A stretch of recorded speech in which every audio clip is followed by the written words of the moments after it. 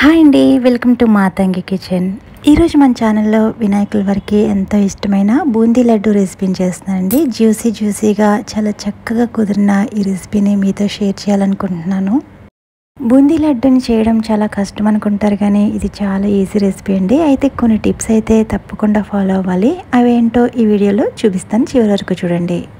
ముందుగా 2 కప్పుల శనగపిండిని జల్లించి తీసుకోండి. నేను ఇక్కడ 2 కప్పుల వరకు తీసుకుంటున్నాను. ఇది 250 ml కప్ అండి. అంటే నేను ఇక్కడ 1/2 kg పిండితో ఈ లడ్డూలు ప్రిపేర్ చేస్తున్నాను. ఇప్పుడు దీనిలోకి 1/8 స్పూన్ వరకు బేకింగ్ సోడా వేసుకోండి. బేకింగ్ సోడా ముందరే ఎక్కువ వేసేసుకోకండి, చూసుకుని తర్వాత మళ్ళీ కలుపుకోవచ్చు. ఇప్పుడు దీనిలోకి వాటర్ అనేది కొంచెం వేసుకుంటూ ఇక్కడ చూపిస్తున్న కన్సిస్టెన్సీ వచ్చేంత వరకు కూడా ఎటువంటి ఉండలు లేకుండా కలుపుకోవాలి.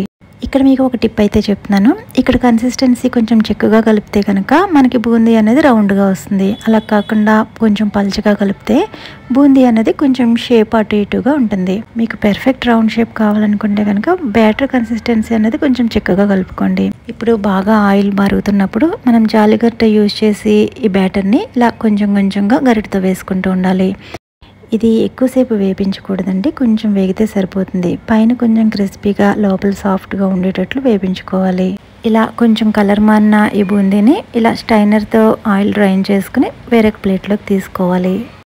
మనం వేసే ప్రతి వాయికి ఇలా బూందీ గరిటె వెనక వైపు శుభ్రం చేసుకుంటే ముద్ద కింద పడిపోకుండా కరెక్ట్ షేప్ అన్నది బూందీ వస్తుంది. రెండో వాయి వేసినప్పుడు ఆయిల్ కొంచెం మరగనిచ్చాక అప్పుడు రెండో వాయి వేసుకోండి. ఎందుకంటే ఆయిల్ కొంచెం చల్లగా అయిపోతుంది కాబట్టి వెంటనే ఈ బూందీ పైకి తేలాలంటే కొంచెం ఆయిల్ బాగా మరుగుతూ ఉండాలి. అసలు గరిటె యూజ్ చేయకుండా మనం బూందీ వేసుకోవచ్చు. అది ఎలాగో అన్నది నేను మరొకసారి మీకు చేసి చూపిస్తాను. చూస్తున్నారు కదా, ఇలా బూందీ వేసిన వెంటనే ఎక్కువసేపు వేపించిన అవసరం లేదండి. వెంటనే జాలి గరిటెతో వీటిని డ్రైన్ అవుట్ చేసుకుని తీసుకోవచ్చు. చూస్తున్నారు కదా, నేను తీసుకున్న 1/2 kg పిండికి ఇంత బూందీ వచ్చింది. ఇక్కడ బూందీ చాలా పెర్ఫెక్ట్గా చక్కగా వచ్చింది కదా. చూడండి, నేను ఇక్కడ ఒకటి నొక్కి చూపిస్తాను. పైన ఇలా గట్టిగా ఉండాలి, ఇలా నొక్కితే సాఫ్ట్గా ఉండాలి. ఇప్పుడు దీనిలోంచి 2 కప్పుల బూందీని మిక్సీ జార్లో వేసుకుని ఈ విధంగా మిక్సీ పట్టుకుని పక్కన పెట్టుకోవాలి.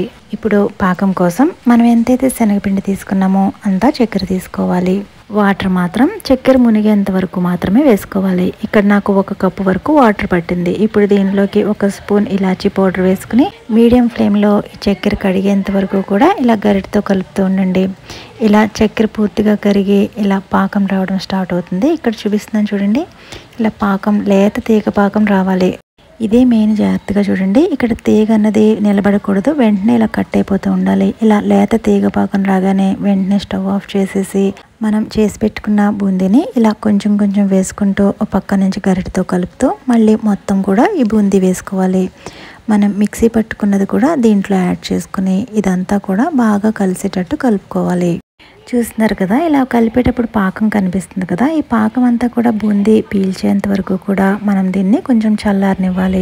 ఇది పూర్తిగా చల్లారేంత వరకు కూడా వెయిట్ చేయక్కర్లేదండి. ఇలా మధ్యలో గరిటెతో కలుపుతూ ఉంటే బూందీ అన్నది కొంచెంగా పాకాన్ని పీల్చుకుని ఇలా గట్టిపడుతూ ఉంటుంది. ఇలా కొంచెం గోరువెచ్చగా అయిన తర్వాత మనం కొంచెం చేత్తో తీసుకుని లడ్డూల్లా చుట్టుకోవడమే. మనం పాకం విషయంలో నేను చెప్పిన టిప్స్ని ఫాలో అయితే ఇక్కడ లడ్డు అన్నది చూడండి ఎంత చక్కగా ఒక్క చేత్తో లడ్డు అయిపోతుంది. చూడండి, 2 చేతులు పెట్టి లడ్డూని గట్టిగా నొక్కనవసరం లేకుండానే ఇలా ఒక్క చేత్తో లడ్డు అనేది చక్కగా చుట్టేసుకోవచ్చు. బూందీ వేడి చల్లారక ముందే చుట్టేయాలి అని ఏమీ లేదండి. ఇలా గోరువెచ్చగా అయిన తర్వాత కూడా ఇలా చక్కగా చుట్టుకోవచ్చు. నేను తీసుకున్న 1/2 kg పిండికి నాకు 15 లడ్డూల వరకు వచ్చినాయండి. ఇవన్నీ కూడా పూర్తిగా చుట్టేశాక నేను ఇక్కడ ఒకటి విరిపి చూపిస్తాను. చూడండి, చల్లారిపోయిన తర్వాత కూడా ఎంత సాఫ్ట్గా జ్యూసీగా ఉందో. మరి వినాయకునికి చాలా ఇష్టమైన ఈ బూందీ లడ్డుని చాలా ఈజీగా చేసేయండి. అలాగే ఈ వీడియో నచ్చితే లైక్ చేయండి, సబ్స్క్రైబ్ చేసుకోండి. మరో మంచి రెసిపీతో మళ్ళీ కలుద్దాం.